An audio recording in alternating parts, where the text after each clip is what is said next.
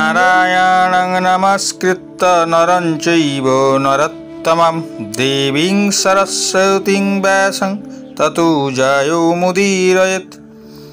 অর্থাৎ নারায়ণ, নরশ্রেষ্ঠ নর, সরস্বতী দেবী ও ব্যাসদেবকে নমস্কার করিয়া জয় বলিয়া মহাভারত আদি গ্রন্থ পাঠ শুরু করিলাম। ভগবত মহাপুরাণ হিন্দুদের একমাত্র সর্ববৃহৎ ধর্মগ্রন্থ। শ্রীমদ্ ভগবদ গীতা সর্বপ্রথম ভগবান বিষ্ণু ব্রহ্মাজিকে শুনিয়েছিলেন। ব্রহ্মাজি নারদকে, নারদজি ব্যাসদেবকে, ব্যাসদেবজি তাঁর পুত্র সুখদেবকে, সুখদেবজি রাজা পরীক্ষিত এবং ঋষি সুত গোস্বামীকে, এবং সুত গোস্বামী নৈমিষারণ্য জঙ্গলে সনকাদি ঋষিদের শুনিয়েছিলেন। সর্বশেষ ভগবান শ্রীকৃষ্ণ মহাভারতের যুদ্ধে অর্জুনকে শুনিয়েছিলেন।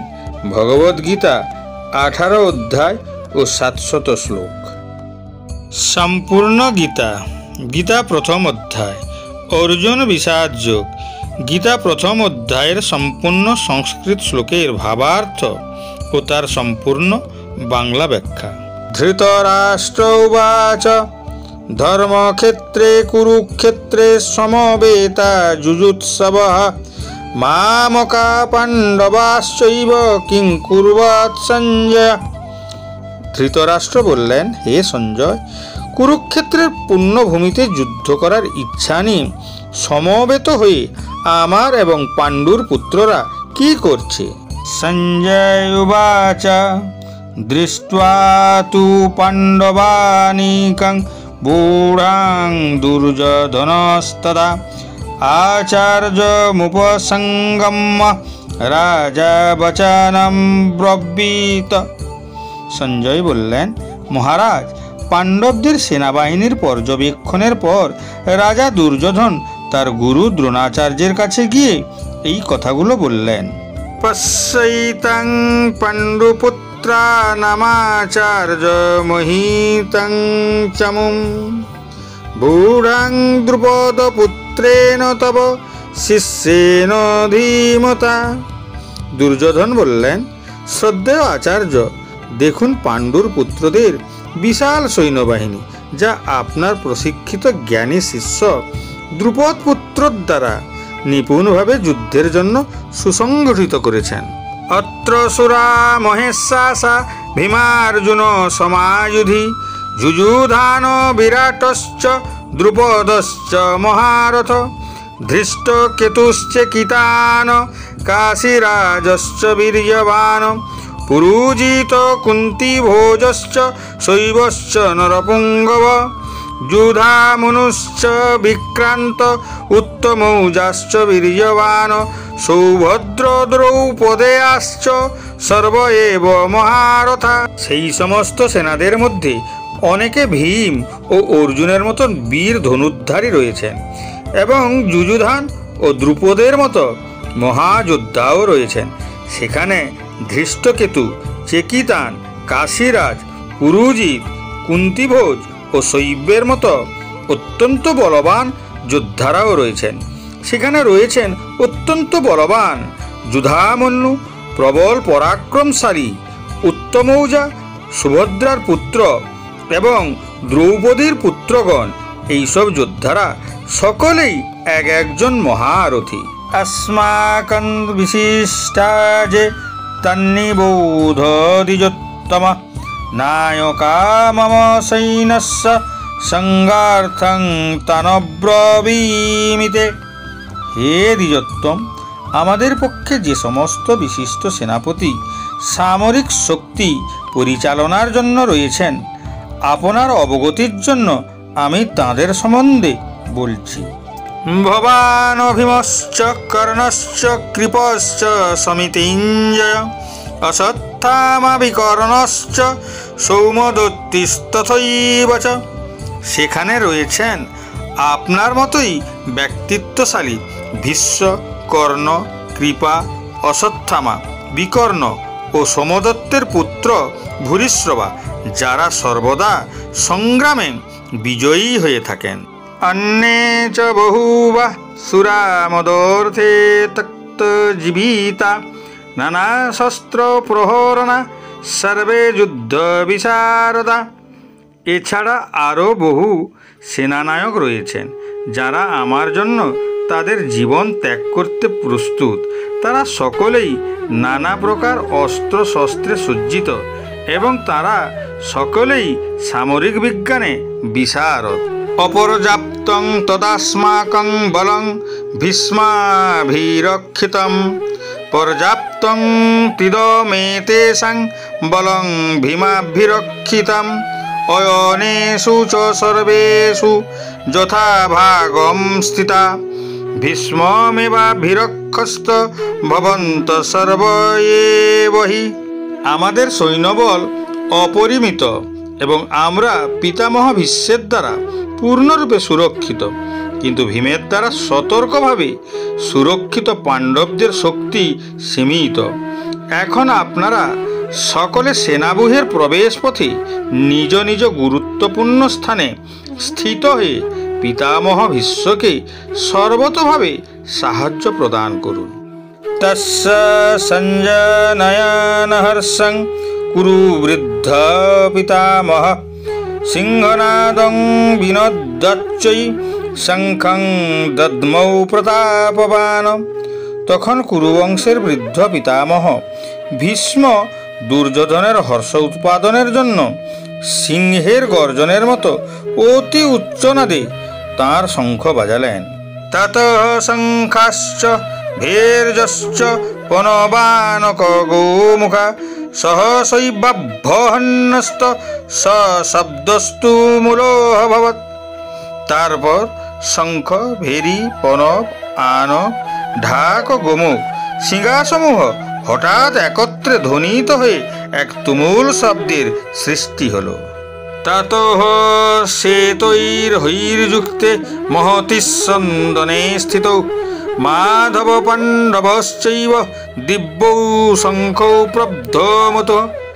অন্যদিকে শ্বেত অশ্বযুক্ত এক দিব্যরথে স্থিত শ্রীকৃষ্ণ ও অর্জুন উভয়ে তাঁদের দিব্য শঙ্খ বাজালেন। পাঞ্চজন্যং হৃষীকেশ দেবদত্তং ধনঞ্জয় পৌণ্ড্রং দধৌমৌ মহাশঙ্খং ভীমকর্মাবির্কোদর। তখন শ্রীকৃষ্ণ পাঞ্চজন্য নামক তার শঙ্খ বাজালেন, অর্জুন বাজালেন তার দেবদত্ত নামক শঙ্খ এবং বিপুল ভোজনপ্রিয় ও ভীমকর্মা ভীমসেন বাজালেন পৌণ্ড্র নামক তার ভয়ঙ্কর শঙ্খ। অনন্ত বিজয়ং রাজা কুন্তিপুত্র যুধিষ্ঠির নকুল সহদেবশ্চ সুঘোষ মুনিপুষ্পকৌ কাশ্যশ্চ পরমেশ্বাস শিখণ্ডী চ মহারথ ধৃষ্টদন্ন বিরাটস্য সাত্যকিশ্চ পরাজিত দ্রুপদ দ্রৌপদেয়াশ্চ সর্বস্ব পৃথিবীপতে সৌভদ্রশ্চ মহাবাহু সাংখ্যন দধমু পৃথক পৃথক। কুন্তিপুত্র মহারাজ যুধিষ্ঠির অনন্ত বিজয় নামক শঙ্খ বাজালেন এবং নকুল সহদেব বাজালেন সুঘোষ ও মণিপুষ্প নামক শঙ্খ। হে মহারাজ, তখন মহান ধনুর্ধর কাশীরাজ, প্রবল যোদ্ধা শিখণ্ডী, ধৃষ্টদ্যুম্ন, বিরাট, অপরাজিত সাত্যকী, দ্রুপদ, দ্রৌপদীর পুত্রগণ, সুভদ্রার মহাবলবান পুত্র এবং অন্য সকলে তাদের নিজ নিজ পৃথক শঙ্খ বাজালেন।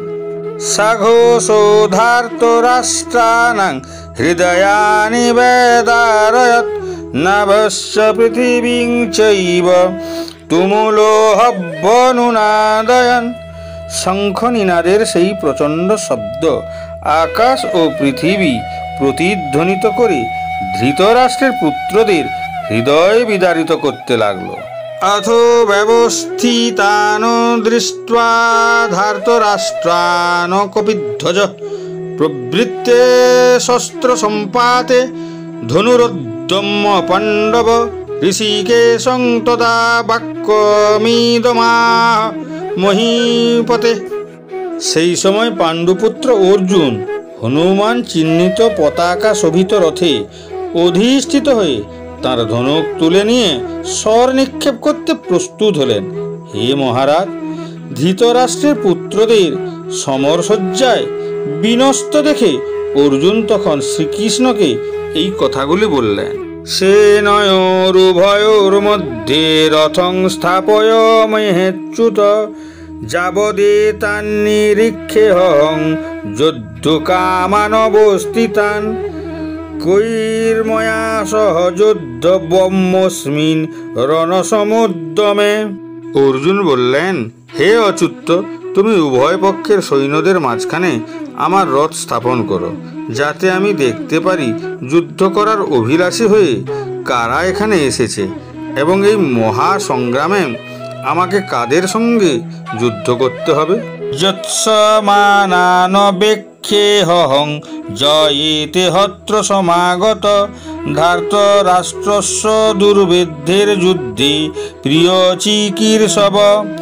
ধৃতরাষ্ট্রের দুর্বুদ্ধি সম্পন্ন পুত্রকে সন্তুষ্ট করার বাসনা করে যারা এখানে যুদ্ধ করতে এসেছে তাদের আমি দেখতে চাই।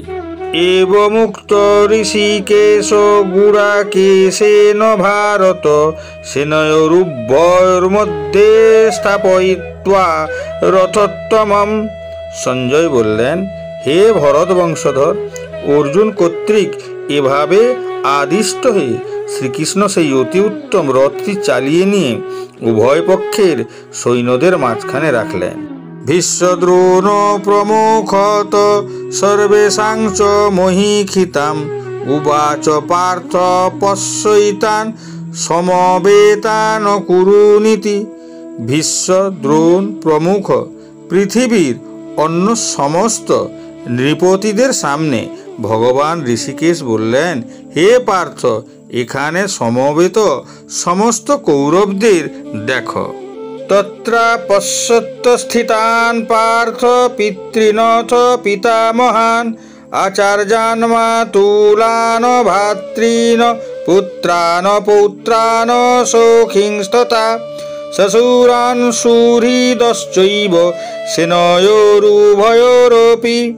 তখন অর্জুন উভয় পক্ষের সেনাদলের মধ্যে পিতৃব্য, পিতামহ, আচার্য, মাতুল, ভ্রাতা, পুত্র, পৌত্র, শ্বশুর, মিত্র ও শুভাকাঙ্ক্ষীদের উপস্থিত দেখতে পেলেন। তান সমীক্ষ স কৌন্তেয় সর্বান বন্ধূনবস্থিতান কৃপয়া পরায়বিষ্ট বিষীদন্নিদমব্রবীত। যখন কুন্তিপুত্র অর্জুন সকল রকমের বন্ধু ও আত্মীয় স্বজনদের যুদ্ধক্ষেত্রে অবস্থিত দেখলেন, তখন তিনি অত্যন্ত কৃপাবিষ্ট ও বিষণ্ণ হয়ে বললেন, অর্জুন বাচ দৃষ্টেব্যমং সজনং কৃষ্ণ যুজুৎসুং সমুপস্থিতম সিদন্তি মম গাত্রাণি মুখং চ পরিশুষ্যতি। অর্জুন বললেন, হে প্রিয়বর কৃষ্ণ, আমার সমস্ত বন্ধুবান্ধব ও আত্মীয় স্বজনদের এমনভাবে যুদ্ধাবিলাসী হয়ে আমার সামনে অবস্থান করতে দেখে আমার অঙ্গ প্রত্যঙ্গ অবশ হচ্ছে এবং মুখ শুষ্ক হয়ে উঠছে। পিপথুশ্চ শরীরে মে রোমহর্যস্য জায়তে গাণ্ডীবং স্রংসতে হস্তাৎ তকচৈব পরিতজ্যতে। আমার সর্বশরীর কম্পিত ও রোমাঞ্চিত হচ্ছে, আমার হাত থেকে গাণ্ডীব খসে পড়ছে এবং ত্বক যেন জ্বলে যাচ্ছে। ন চ শক্নম্যবস্থাতুং ভ্রমতীব চ মে মনঃ নিমিত্তানি চ পশ্যামি বিপরীতানি কেশব। হে কেশব, আমি এখন আর স্থির থাকতে পারছি না, আমি আত্মবিস্মৃত হচ্ছি এবং আমার চিত্ত উদ্ভ্রান্ত হচ্ছে। হে কেশী দানবহন্তা শ্রীকৃষ্ণ, আমি কেবল অমঙ্গল সূচক লক্ষণসমূহ দর্শন করছি। ন চ শ্রয়োনো পশ্যামি হত্বা স্বজনমাহবে ন কাঙ্ক্ষে বিজয়ং কৃষ্ণ ন চ রাজ্যং সুখানি চ। হে কৃষ্ণ, যুদ্ধে আত্মীয় স্বজনদের নিধন করা শ্রেয়স্কর দেখছি না। আমি যুদ্ধে জয়লাভ চাই না, রাজ্য এবং সুখভোগও কামনা করি না। কিং নো রাজ্যেন গোবিন্দ কিং ভোগৈর্জীবিতেন বা, যে সামর্থ্যে কাঙ্ক্ষিতং নো রাজ্যং ভোগা সুখানি চ, ত ইমে অবস্থিতা যুদ্ধে প্রাণাং ত্যক্ত্বা ধনানি চ, আচার্যা পিতর পুত্রাস্তথৈব চ পিতামহা, মাতুলা শ্বশুরা পৌত্রাসল্লা সম্বন্ধিনস্তথা, এতান্না হস্তাচ্ছামি ঘ্নত্তোপি মধুসূদন, অপি ত্রৈলোক্যরাজস্ব হতো কিং নো মহীকৃতে, নিহত্ত ধর্তা রাষ্ট্রন্ন কা প্রীতি সাজ্জন্যর্দান। হে গোবিন্দ, আমাদের রাজ্যে কি প্রয়োজন, আর সুখভোগ বা জীবন ধারণেই বা কি প্রয়োজন, যখন দেখছি যাদের জন্য রাজ্য ও ভোগ সুখের কামনা তারা সকলেই এই রণক্ষেত্রে আজ উপস্থিত। হে মধুসূদন, যখন আচার্য, পিতৃব্য, পুত্র, পিতামহ, মাতুল, শ্বশুর, পৌত্র, শ্যালক ও আত্মীয় স্বজন সকলেই প্রাণ ও ধনাদির আশা পরিত্যাগ করে আমার সামনে যুদ্ধে উপস্থিত হয়েছেন, তখন তারা আমাকে বধ করলেও আমি তাদের হত্যা করতে চাইব কেন?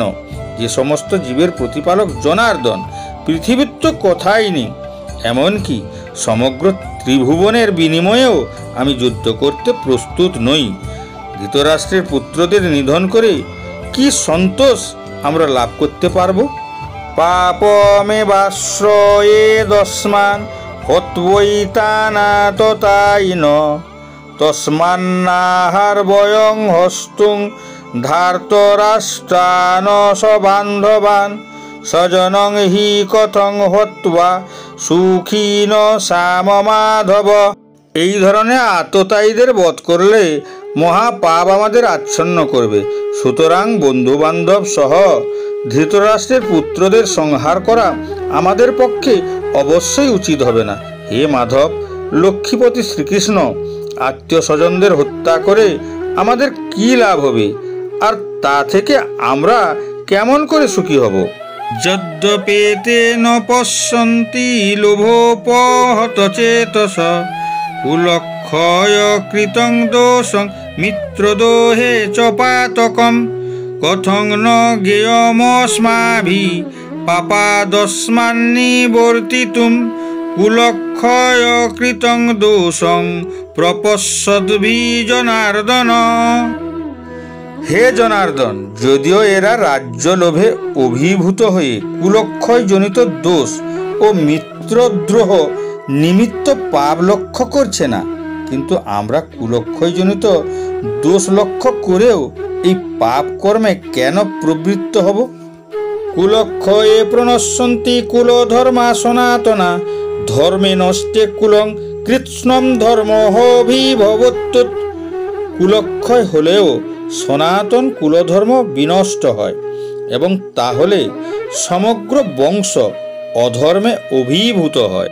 অধর্মাভিভবাৎ কৃষ্ণ প্রদুষ্যন্তি কুলস্ত্রিয়, ত্রিষু দৃষ্টাসু বাস্নেয় জায়তে বর্ণশঙ্কর। হে কৃষ্ণ, কুল অধর্মের দ্বারা অভিভূত হলে কুলবধূগণ ব্যভিচারে প্রবৃত্ত হয়, এবং হে বাস্নেয়, কুলস্ত্রীগণ অসৎ চরিত্রা হলে অবাঞ্ছিত প্রজাতি উৎপন্ন হয়। শঙ্কর নরকায় কুলঘ্রাণাং কুলস্য চ পতন্তি পিতরো হিস্রাং লুপ্ত পিণ্ডোদকক্রিয়া। জল বর্ণশঙ্কর উৎপাদন বৃদ্ধি হলে কুল ও কুলঘাতকেরা নরকগামী হয়। সেই কুলে পিণ্ডদান ও তর্পণ ক্রিয়া লোপ পাওয়ার ফলে তাদের পিতৃপুরুষেরা নরকে অধঃপতিত হয়। দোষৈরেত্যৈ কুলঘ্রাণাং বর্ণ শঙ্কর কারকৈ, উৎসাদন্তে জাতি ধর্মা কুল ধর্মাশ্চ শাশ্বতা। যারা বংশের ঐতিহ্য নষ্ট করে এবং তার ফলে অবাঞ্ছিত সন্তানদের সৃষ্টি করে, তাদের কুকর্মজনিত দোষের ফলে সর্বপ্রকার জাতীয় উন্নয়ন প্রকল্প এবং বংশের কল্যাণ ধর্ম উৎসন্নে যায়। ফলে সনাতন জাতি ধর্ম ও কুলধর্ম বিনষ্ট হয়। উৎসন্ন কুলধর্মানাং মনুষ্যানাং জনার্দনং নরকে নিয়তং বাস ভবতিত্তন্নু শুশ্রুম। হে জনার্দন, আমি পরস্পরাক্রমে শুনেছি যে যাদের কুলধর্ম বিনষ্ট হয়েছে তাদের নিয়ত নরকে বাস করতে হয়। অহো বৎ মহৎ পাপং কর্তুং ব্যবস্থিতা বয়ম যদ রাজ্য সুখ লোভেন হন্তুং স্বজনমুদ্যত্তা। হায়, কি আশ্চর্যের বিষয় যে আমরা রাজ্য সুখের লোভে স্বজনদের হত্যা করতে উদ্যত হয়ে মহাপাপ করতেও সংকল্পবদ্ধ হয়েছি। यदि माम प्रतीकारमशस्त्रं शस्त्रपाणयः धार्तराष्ट्रारणे हन्नुस्तन्मे ক্ষেমতরং ভবেৎ। প্রতিরোধ রহিত ও নিরস্ত্র অবস্থায় আমাকে যদি শস্ত্রধারী ধৃতরাষ্ট্রের পুত্রেরা যুদ্ধে বধ করে তাহলে আমার অধিকতর মঙ্গলই হবে। এবো মুক্তার্জুন সংখ্যে রথস্পষ্ট উপাবিশৎ বিসৃজ্য সসরং চাপং শোক সংবিঘ্ন মানস। সঞ্জয় বললেন, রণক্ষেত্রে এই কথা বলে অর্জুন তাঁর ধনুর্বাণ ত্যাগ করে শোকে ভারাক্রান্ত চিত্তে রথপরি উপবেশন করলেন। ভগবদ্ গীতা প্রথম অধ্যায়ের শ্লোক সংখ্যা 1 থেকে 19 এই শ্লোকে সঞ্জয় ধৃতরাষ্ট্রকে সেনাবাহিনীর অবস্থা এবং সেনাবাহিনীতে বিশিষ্ট যোদ্ধাদের সম্পর্কে তথ্য দিচ্ছেন। শ্লোক 20 থেকে 23 অর্জুন বলছেন, হে প্রভু, আমার রথকে 2 সৈন্যবাহিনীর মাঝখানে নিয়ে চলুন, যাতে আমি দেখতে পারি কারা আমার সামনে যুদ্ধ করতে দাঁড়িয়েছে। শ্লোক 24 থেকে 25 বর্ণিত হয়েছে যে ভগবান শ্রীকৃষ্ণ রথটিকে 2 বাহিনীর মাঝখানে দাঁড় করিয়েছিলেন এবং অর্জুনের সামনে দাঁড়িয়ে থাকা রাজা এবং কুরুবংশীদের দিকে তাকিয়ে দেখতে বলেছিলেন। 26 থেকে 45 এই শ্লোকে বর্ণিত হয়েছে যে অর্জুন যখন তার নিজের আত্মীয় স্বজন, পুত্র ও পৌত্র, ভগ্নিপতি ও শ্বশুরকে যুদ্ধের জন্য প্রস্তুত দেখলেন তখন তিনি শ্রীকৃষ্ণকে বললেন, বিশেষ বিচক্ষণতা, সামনে দাঁড়িয়ে থাকা নিষ্পাপ শিশু, আমার বন্ধু, মামাতো ভাই ও আত্মীয়দের দিকে তাকিয়ে আমার শরীর কাঁপছে, হাত থেকে ধনুক পড়ে যাচ্ছে, আমি দাঁড়াতেও পারছি না, নিজের আত্মীয়দের হত্যা করতে ভালো লাগছে না। হে কৃষ্ণ, আমি জয় চাই না, রাজ্যের সুখও চাই না, কারণ যারা নিজের রাজ্য ও জীবনের চিন্তা না করে মরতে প্রস্তুত তাদের হত্যা করে আমি রাজ্য চাই না। আমি আমার ভাই, ছেলে ও নাতিদের হত্যা করতে চাই না। 3 জগতের রাজত্ব পেলেও পার্থিব রাজ্যের জন্য পাপ করব কেন? তাদের হত্যা করা হবে পাপ, এমন অপকর্ম করে আমরা কিভাবে সুখী হতে পারি? সামনে দাঁড়িয়ে থাকা এই রাজারা মায়ায় অন্ধ হয়ে আছেন, আমাদের তো জ্ঞান আছে। কেন এমন করব যা বংশধ্বংসের পর অন্য দুশ্চরিত্র পুরুষের দ্বারা আমাদের নারীরা ব্যভিচারিণী হবে? এর ফলে বর্ণসংকর সন্তানের জন্ম হবে, স্বামীর প্রতি ভক্তির ধর্ম বিনষ্ট হবে এবং ধর্মকর্ম ত্যাগের ফলে নরক বাস হবে। বাস্তবে আমরা বড়ই পাপী, যারা স্বার্থপরতার জন্য নিজেদের ভাইকেও হত্যা করতে প্রস্তুত হয়েছে। অর্জুন বললেন, হে ভগবান, এই পাপ রক্ষার জন্য ধৃতরাষ্ট্রের পুত্ররা যদি আমাকে নিরস্ত্রভাবে হত্যা করে এবং যুদ্ধ না হয়, তবুও আমি নিজের মৃত্যুই শ্রেয় মনে করি, কারণ আমার মৃত্যুতে লক্ষাধিক বোন বিধবা হওয়া থেকে রক্ষা পাবে এবং লক্ষ লক্ষ নিষ্পাপ শিশু পিতৃহারা হয়ে অনাথ হওয়ার যন্ত্রণা থেকে মুক্তি পাবে। ভগবদ্ গীতা প্রথম অধ্যায় শ্লোক সংখ্যা 46 এই কথা বলে অর্জুন দুঃখিত চিত্তে রথের মাঝখানে বসে ধনুকটি হাত থেকে নামিয়ে রাখলেন।